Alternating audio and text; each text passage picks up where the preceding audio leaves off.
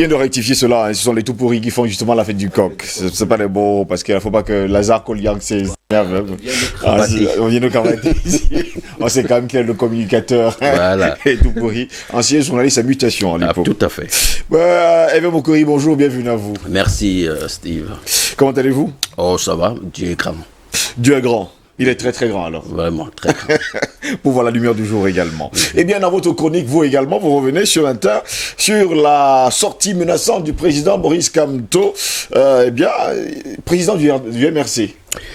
Le 24 août à Yaoundé, Maurice Kamto, président du mouvement pour la renaissance du Cameroun, devant les journalistes a tenu des propos qui continuent de susciter de vives réactions.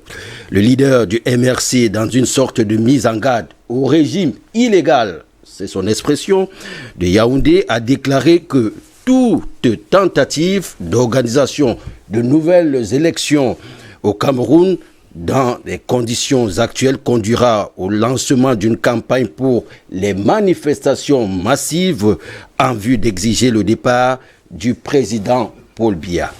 L'opposant camerounais fait allusion ici aux élections régionales en cours de préparation. Pour Maurice Kamto, avant la tenue de ce grand rendez-vous électoral, qui devrait pourtant être historique parce que ce serait la première élection du genre dans notre pays, il faudra au préalable répondre à quelques exigences. D'abord, la résolution de la crise anglophone par la mise en place d'un cessez-le-feu et l'ouverture d'un vrai dialogue inclusif. Autre exigence du mouvement pour la renaissance du Cameroun, la réforme consensuelle du système électoral actuel qui garantit, selon lui, les fraudes électorales. Alors, pour celui qui est considéré comme la lumière incandescente du mouvement de la renaissance du Cameroun, si le gouvernement s'entête à jouer à la sourde oreille en passant outre les exigences du MRC avant toute élection ou tout simplement en convoquant le corps électoral, cela entraînerait automatiquement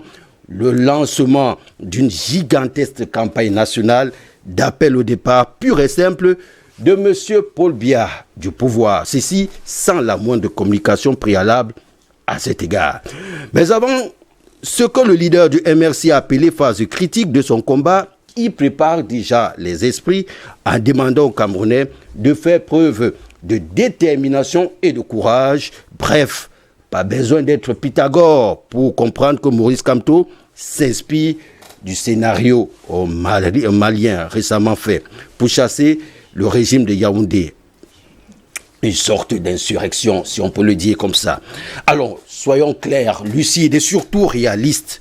D'accord, à 88 ans, il ne fait aucun doute, le président Paul Biya est très âgé, fatigué, épuisé après 38 ans à la tête du Cameroun. Ça saute aux yeux. Faut être de mauvaise foi pour ne pas reconnaître que ça n'est vraiment un peu trop.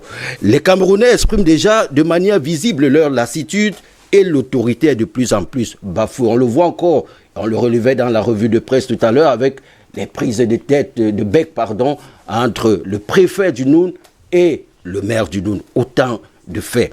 Bien que tenant toujours le gouvernail, les mains du président ne sont plus aussi fermes, plutôt flageolantes, et son esprit légèrement brumeux du fait de l'usure du pouvoir. La lucidité qui lui reste donc, qui reste au président Paul Biya, le contraint aujourd'hui à vouloir laisser le Cameroun dans la paix avec une politique axée sur la décentralisation pour tenter de trouver 38 ans d'apriorisme pour certains, pour d'autres, d'échec total.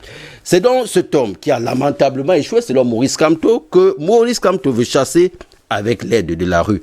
Sauf que le deuxième président, le deuxième candidat, ou alors le deuxième à l'élection présidentielle de 2018, chaque jour qui passe, vraiment il creuse sa tombe politique et perd son assise politique. La raison en est toute simple. Le MRC a toujours été clivant dans sa démarche. Ce parti n'a toujours pas compris qu'à lui seul, il ne peut faire tomber le régime de Yaoundé. À lui seul, il n'est pas en mesure de mobiliser autant de personnes qu'il pense être capable de faire.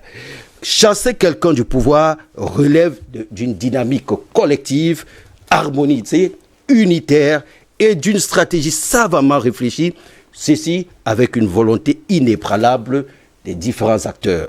Maurice Kamto doit donc pour cela changer de politique. Il a maintes fois appelé des manifestations dans la rue, celles-ci se sont soldées par un échec ou ont été neutralisées par les forces de l'ordre. Et c'est Albert Einstein qui le disait si bien, la folie c'est faire la même chose et espérer un résultat différent. Kamto fait la même chose et il espère avoir un résultat différent et c'est pas possible.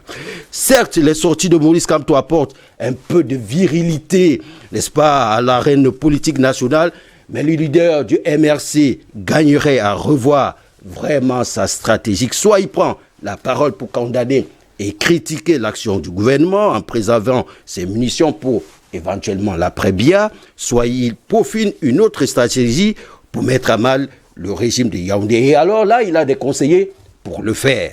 Sincèrement, son refus de prendre part aux législatives et municipales du mois de février dernier, ses appels avortés à la descente dans la rue et surtout l'annonce à des propos à peine voilés de la disparition du chef de l'État et même ses multiples tergiversations poussent à penser que le pape du III a du mal à entrer dans la cathédrale politique.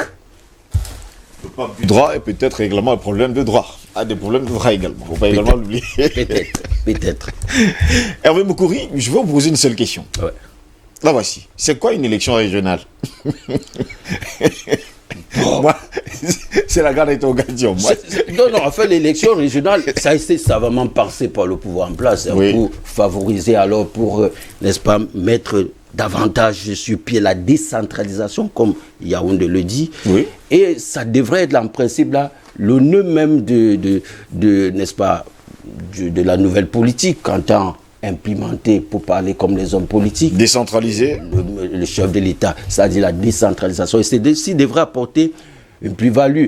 Ça se verra davantage dans les régions du nord-ouest et du sud-ouest.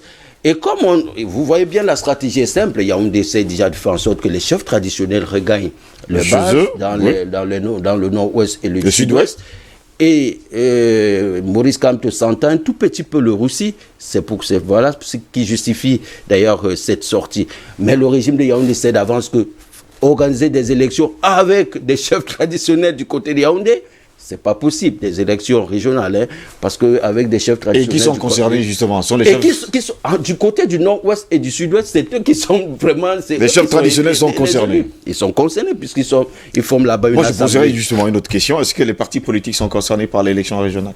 Bien sûr, puisqu'on est à partir des partis politiques. Et le MRC non, ne fera pas partie, ça c'est sûr, parce qu'au départ, ils ont jeté l'éponge municipale et législatif. C'est évident qu'ils ne soient pas, n'est-ce pas, au régional. Bon, alors, est-ce que c'était... Bon, il faut quand même gesticuler un peu pour se faire voir aussi. Hein. Bon, vous avez dit comme Albert Einstein l'a dit, hein, ouais. La folie, c'est de refaire la même chose en espérant avoir un résultat différent. Un résultat différent. Merci d'avoir été là ce matin. Merci. Hervé Moukouri, bonne journée à vous. On se retrouve vendredi prochain pour une autre chronique.